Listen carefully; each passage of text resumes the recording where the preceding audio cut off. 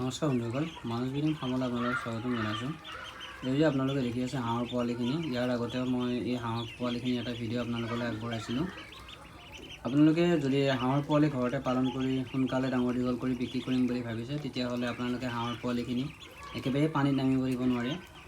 মানে প্ৰথমৰ 20-25 দিন যদি আপোনাৰ মৰ্টেলিটি কমকৈ লাগে, মানে যদি ভাবিব লাগিব যে মই হাঁহৰ পোৱালিখিনি এটাও নমৰাকৈ ডাঙৰ দীঘল কৰিম, সেই হিচাপে আপোনালোকে হাঁহৰ পোৱালিখিনি মিনিমাম 20 দিন বা 25 দিনলৈকে যাতে কাউৰী বা চিলনীয়েও নিব নোৱাৰে, সেইখিনি সময়লৈকে এটা আবদ্ধ কোঠাৰ ভিতৰত হাঁহৰ পোৱালিখিনি পালন কৰিব লাগিব।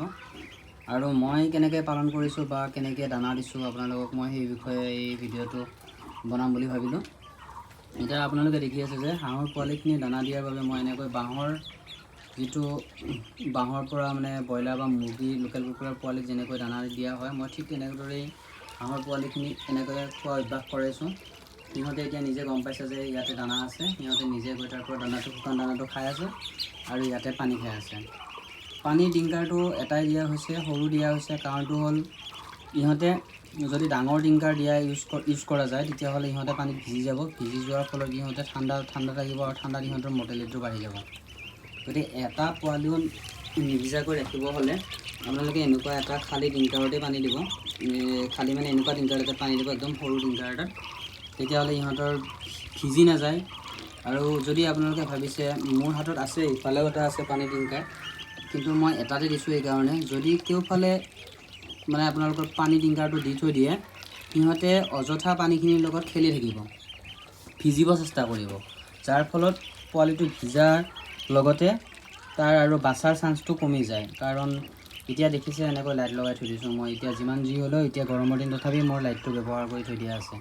কাৰণ এইকাৰণে যে ইহঁতে এনেকৈও অলপমান ভিজে এটাতেই, আৰু যদি বেছিকৈ দিয়া হয় তেতিয়াহ'লে আৰু ভিজিব, যাৰ ফলত পোৱালিখিনি ঠাণ্ডা লাগিলে মৰ্টেলিটি হয়। আৰু ইহঁতে ভিজাৰ লগে লগে ইহঁতে গৰম তাপৰ ওচৰত যাব, তাপৰ ওচৰত যোৱাৰ লগে লগে তাতে আপোনালোক বস্তা পাৰি থৈ দিয়া দেখিছে, তাতে ইহঁতে গৈ কিনে তাতে শুই থাকিব, যাৰ ফলত আকৌ সিহঁতে নিজে নিজে শুকাই যাব। এতিয়া সেই হিচাপে তেনেকুৱাকৈ ভিজি নাযায় বাৰু পোৱালিখিনি, দেখি আছে আপোনালোকে। আৰু আপোনালোকে বিশ্বাস নকৰিব, এইখিনি পোৱালিৰ বয়স আজি এতিয়া 8 দিন হ'ল। 8 দিন বয়সত ইহঁতৰ গ্ৰোথ চাওক আপোনালোকে, ইয়াতে আৰু কোনো মৰ্টেলিটি নাহে আৰু ধুনীয়া আহি গৈছে, পিক আপ লৈ লৈছে সিহঁতে।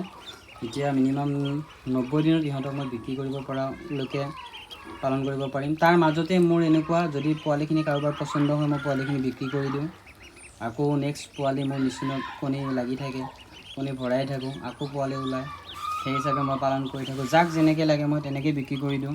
এতিয়া এইবাৰ ওলাইছিলে 200-250মান পোৱালি ওলাইছিলে, তাৰ পৰা বিক্ৰী কৰি এতিয়া 75টা পোৱালি আছে।